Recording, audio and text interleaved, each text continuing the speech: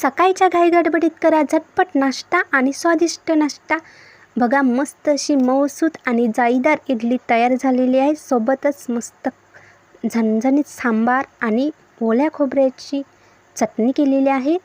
नमस्कार मंडळीत, मी भारती होम किचन्समध्ये आपले खूप खूप स्वागत आहे.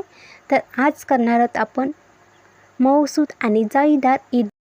तर इथे मी 1 वाटी उडीद डाळ आणि 3 वाट्या तांदूळ घेतलेले आहेत. तर हे अगदी प्रमाण बरोबर आहे. 3 वाट्या तांदूळ आणि 1 वाटी उडीद डाळ. तर उडीद डाळ छान धुवून घेतलेली आहे स्वच्छ 2-3 वेळा, आणि तांदूळसुद्धा मस्त धुवून घेतलेले आहे 2-3 वेळा, आणि रात्रभर भिजत ठेवलेले होते, किंवा मग 8 ते 9 तास भिजत ठेवा. 8 ते 9 तास.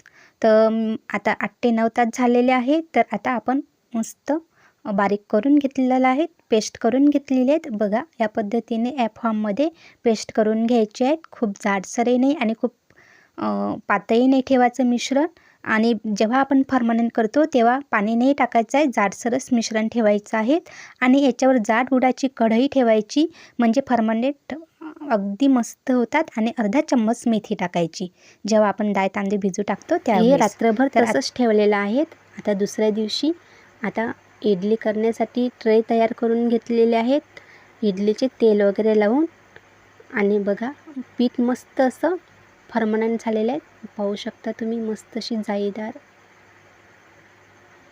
बघा, पाऊस असो किंवा हिवाळा असो किंवा उन्हाळ्यात तर काही प्रॉब्लेमच नाहीत. मस्त असं पीठ फर्मंट होतं. अशी जाडबुडाची कढई वगैरे झाकून ठेव. आता इडली करण्यासाठी पीठ रेडी आहेत. आणि इकडे आपण बघा, मस्त असं फर्मंट झालेलं आहे, खूप छान. आता एका भांड्यामध्ये काढून घेतलेलं आहे दुसऱ्या थोडंसं पीठ. त्याच्यामध्ये चवीपुरती मीठ घालायचं आहे आणि छान मिक्स करून घ्यायचं आहे. आणि थोडंसं पाणी टाकायचं आहे, म्हणजे इडलीचं बॅटर तयार करून घ्यायचं आहे. अशा पद्धतीने छान, खूप पातळ नाही आणि खूप जाडसुद्धा नाही.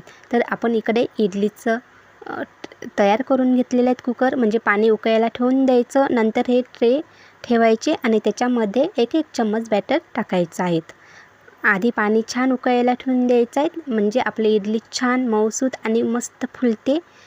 तर बघा, मस्त इडली 15 मिनिट मी वाफवून घेतलेली आहेत इडली, आणि मस्त अशा टंब फुगलेल्या आहेत. तर आता करूया सांबाराची तयारी. तर सांबारासाठी कांदा, बारीक चिरलेला टमाटर, लसूण जिरे मिरचीची पेस्ट, 1 वाटी तुरीची डाळ आणि भाज्या घेतलेल्या आहेत. वांगं घेतलेले आहेत, चवळीच्या शेंगा आणि फुलगोबी आणि 1 बटाटा. तर फोडणी करून घेऊयात. 3 चम्मच तेल घातलेलं आहे, अर्धा चम्मच जिरं, अर्धा चम्मच मोहरी. जिरं मोहरी तडतडली की याच्यामध्ये लसूण जिरे मिरचीची पेस्ट घातलेली आहे, आणि कांदा घालायचा बारीक चिरलेला. कांदा लसूणची पेस्ट झाली की मस्त असे गोल्डन ब्राऊन झालं की याच्यामध्ये सुके मसाले घातलेले आहेत. 1 चम्मच धनी पावडर, 2 चम्मच लाल तिखट, अर्धा चम्मच हळद, 1 चम्मच गोडा मसाला. तुम्ही सांबार मसालासुद्धा ॲड करू शकता याच्यात, आणखीन छान चविष्ट होते सांबार. आता मसाले थोडेसे परतून घेतलेले आहेत, अर्धा मिनिट सुके. त्याच्यामध्ये बारीक चिरलेला टमाटर घातलेला आहे. टमाटर छान मऊ होतपर्यंत शिजू दिलेला आहे. त्याच्यामध्ये भाज्या घातलेल्या आहेत, वांगं, आलू आणि चवळीच्या शेंगा आणि फुलगोबी. भाज्या थोड्याशा 2-3 मिनिट परतून घ्यायचे. त्याच्यामध्ये 1 वाटी तुरीची डाळ घातलेली आहे. तुरीची डाळ 2-3 मिनिट छान तेलामध्ये होऊ द्यायचे. नंतर गरम पाणी घालायचं आहे, उकळलेलं पाणी. म्हणजे गरम पाणी घातलं की आपली कुकिंग प्रोसेस थांबत नाहीत, आणि भाजीला कलर, टेक्स्चर छान येते, रंग छान येते. आता मस्त मिक्स करून घ्यायचे आहेत, आणि झाकण लावून 3 शिट्ट्या काढून घ्यायच्या आहेत. 1 शिट्टी हाय फ्लेमवर होऊ द्यायची आहेत, नंतर कमी पॉवर करून मीडियम आचेवर होऊ द्यायचे आहेत. आणि याच्यामध्ये चिंचेचा कोळ टाकलेला आहे, म्हणजे चिंचेचं पाणी टाकलेलं आहे. आता इकडे कुकर होतपर्यंत सांबाराचा इकडे आपण ओल्या नारळाची चटणी करून घेऊयात. ओल्या नारळ टाकलेले आहेत तुकडे, आणि अर्धा वाटी दही घातलेले आहेत.